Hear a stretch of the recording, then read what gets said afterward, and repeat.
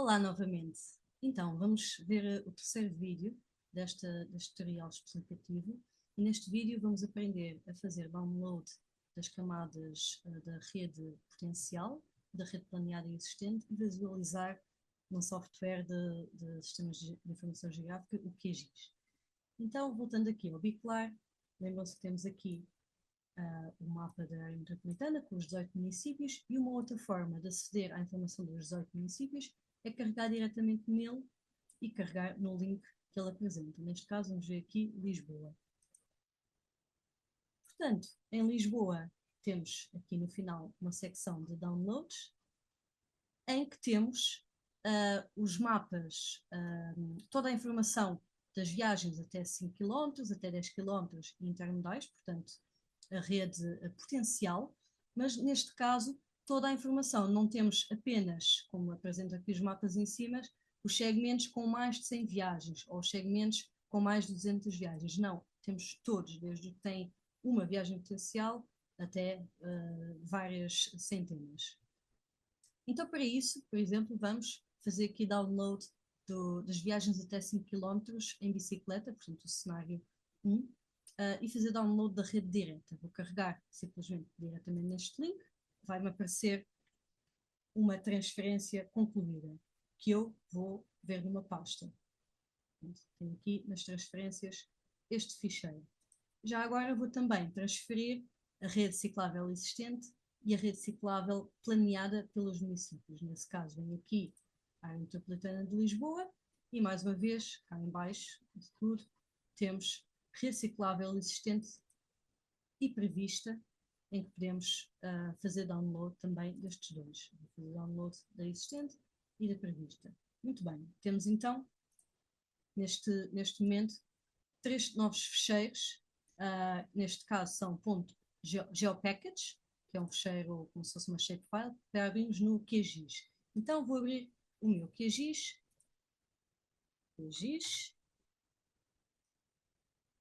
Portanto, o QGIS é um software open source de sistemas de informação geográfica que nos permite ver shapefiles e qualquer outro formato de dados com coordenadas georreferenciadas, GeoJSON, shapefile, o que quisermos. Vou começar por pôr aqui um base map, neste caso pode ser o Esri Lite, por exemplo, e temos aqui o nosso mapa mundo. Portanto, agora vou arrastar aqueles 3 ficheiros que tinha feito transferência diretamente aqui para dentro. Portanto, pego neles e arrasto aqui para a camada de layers. E vai-me aparecer uma janela a perguntar o que é que eu quero adicionar. Próximo, Add Layers. E temos aqui, vou só trocar aqui a ordem, a rede direta do cenário 1, a amarelo, a rede existente numa espécie de vermelho e a rede prevista a roxo. Neste momento vou apenas ver aqui, então, todos os segmentos da rede potencial para o município de Lisboa com vários volumes de viagem que neste caso não estou a visualizar como deve ser. Portanto, sabemos se carregar 2 vezes na layer, consigo alterar a simbologia. Neste caso, vou pôr um bocadinho mais larga a simbologia para conseguirmos ver melhor. Se calhar não um amarelo, mas talvez outra cor, talvez um verde escuro. Ok. Aplicar, só para vermos um bocadinho melhor este mapa. O que é que esta informação tem, que nós fizemos download e que está disponível para cada um dos 18 municípios? Se carregar aqui em Open Attribute Table, o que podemos ver é a tabela de atributos de todos estes segmentos. E o que é que isto tem? Tem o total de viagens do imóvel, do inquérito à mobilidade, para cada segmento, o número de ciclistas no cenário base, portanto, o atual, 2018, depois os ciclistas potenciais com o cenário de 4% e os ciclistas potenciais com o cenário de 10%.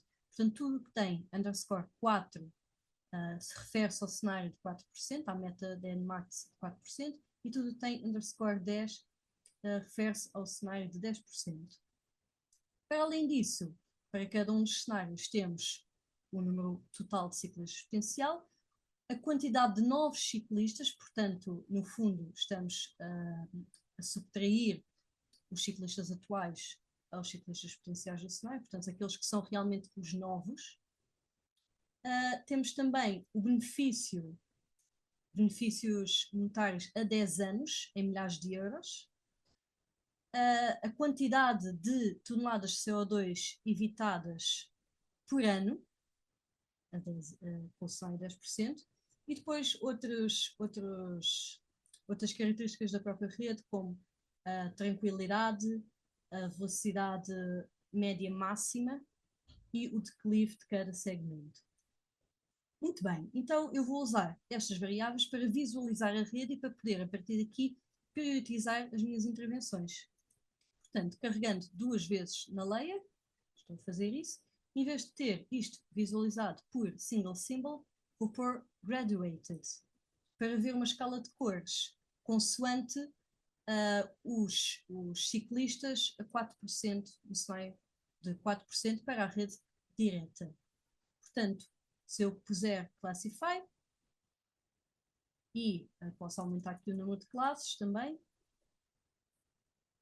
eu vou ter aqui, vou aplicar, uma rede com uma coloração diferente. Agora, esta escala de cores, se calhar não é a mais feliz, mas posso vir aqui e escolher outra, por exemplo, esta Rocket. E assim vou ter a escala de cores e classificar novamente para ter algo um bocadinho diferente. O que é que isto significa? Se virmos aqui pelas cores, aquelas mais escuras são aquelas que têm um maior potencial no cenário de 4%. Portanto, aqui este painel mostra-nos que as linhas a preto têm entre 172 a 692 ciclistas potenciais para o cenário dos 4% e por acaso correspondem a estas linhas. Se formos aqui escondendo aquelas que não são tão relevantes, pelo menos que o potencial de trazer novos ciclistas não é tão grande, portanto, já estamos, de certa forma, a priorizar, a hierarquizar as intervenções e vamos escondendo até ver aquelas que são mesmo as mais prioritárias, aqueles segmentos que trazem potencialmente mais ciclistas para potenciais. Neste caso são estas vias. Se carregar com o símbolo I, consigo ver exatamente o que é que está em cada um dos segmentos. Portanto, ciclistas base 29, ciclistas com salário de 4%, 224, são bastantes. Não é? E conseguimos ver outras características da rede, como o declive, a tranquilidade, o CO2 evitado. Por exemplo, vou duplicar aqui esta layer e em vez agora de ter isto visualizado para os 4% de potencial, vou ver aquela rede que me trará maiores benefícios de longo prazo socioambientais. Então, em vez de escolher esta variável, vou escolher, por exemplo, aqui benefícios monetários, portanto, a 10 anos, em milhares de euros. Eu também só escolhi aqui outra escala de cores, por exemplo, esta, e também, se calhar, outro tipo de classificação. Ok. Portanto, aplicar. Aqui, então, o que temos é que podemos ver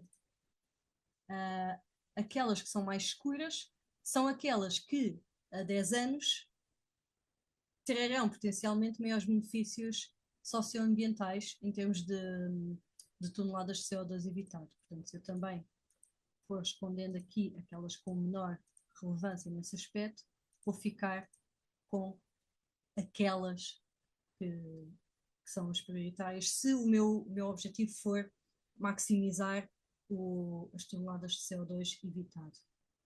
Portanto, aqui a Avenida da Liberdade, a Rua Moraes Soares, e por aí fora.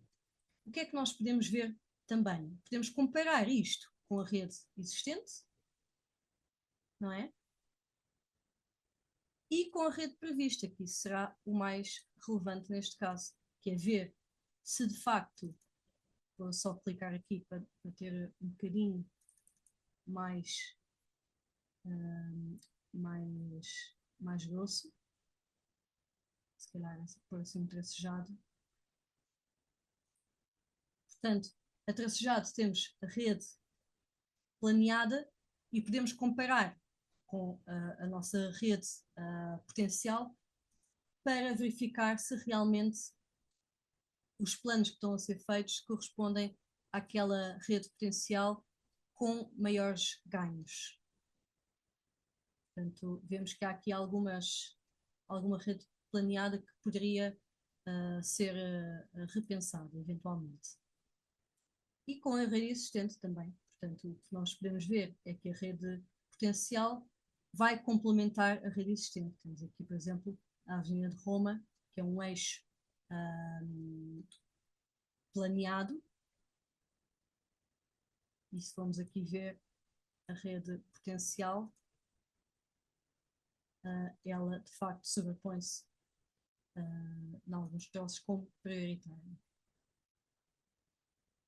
Portanto, todas estas informações nós podemos fazer para todos os municípios, dar também conta que esta rede existente e a rede prevista, planeada, está disponível um só fecheiro para os 18 municípios da área metropolitana de Lisboa, portanto, um para a rede prevista e um para a rede existente, mas depois para cada município, neste caso temos a rede para 4%, como tínhamos visto, a rede direta, peço desculpa, só para Lisboa, mas sempre com um buffer de cerca de 200 metros, 500 metros, entre o limite da cidade e o município vizinho, que é para também conseguirmos perceber quais é que são as ligações intermunicipais potenciais nos seus limites administrativos. Portanto, o que apresento aqui é uma forma de visualizar estes dados. Mais uma vez, eu posso também filtrar os dados para não ter tanta informação. Se quiser apenas, por exemplo, as vias com declive até 10 ou até 8%, portanto, 8%. Assim, estou a excluir da minha análise da rede potencial todas aquelas vias que não são tão aptas para a prática, para andar de bicicleta, porque têm um declive já considerado não tão simpático. Nada que também uma rede de bicicletas partilhada elétrica ou bicicletas elétricas não consigam ultrapassar. Portanto, no fundo, era isto que queria mostrar com a utilização de um sistema de informação geográfica, pode ser o ArcGIS, qualquer outro, e todos aqueles fecheiros que estão disponíveis para download para cada município e também para a área metropolitana de Lisboa. Fico-me por aqui, muito obrigada pela vossa atenção. Já sabem que no site, em FAQ, perguntas desejavelmente frequentes, temos todos os detalhes metodológicos que podem não ser claros, mas que aqui estão bem explicados para alguma dúvida. Existe também um relatório metodológico com mais detalhe, que também pode ser consultado no caso de alguma dúvida, e para alguma dúvida prática nós também estamos ao dispor em sobre, temos aqui os nossos contactos para qualquer esclarecimento adicional. Obrigada.